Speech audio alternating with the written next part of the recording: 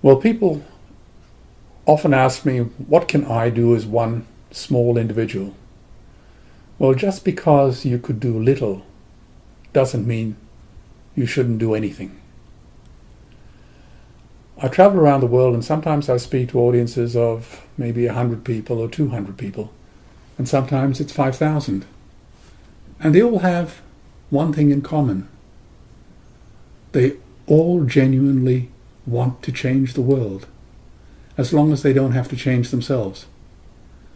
But life doesn't work that way. First we change in our hearts, and the world follows. So what does one individual do?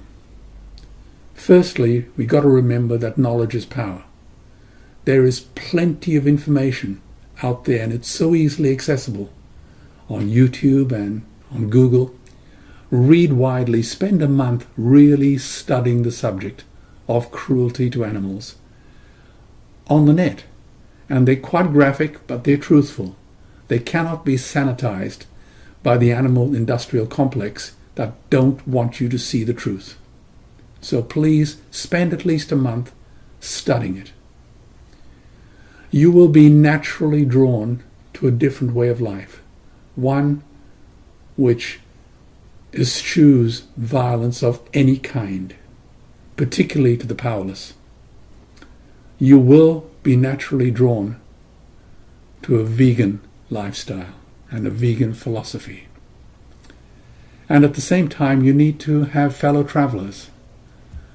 There are so many wonderful NGOs and organizations who are crying out for members and friends to participate in this progress. Join them. Don't just join one, join several. It's a broad church. Everyone is welcome. I'll guarantee you it'll be the most important and profound decision you ever make in your life. There is no choice. If we want to survive, we will have to change our ways. And when people say, are we sustainable under these current circumstances? I say, absolutely not. The way we are ravaging this planet, our time is really limited. By 2048, all our fisheries will be dead, the lungs and the arteries of the earth. And that goes right across the board, right across our forests, our rivers, our oceans, and our atmosphere. I have a deeper question, though. Why do people ask if we are sustainable? Do we really need to ask that question? What have we done to deserve it?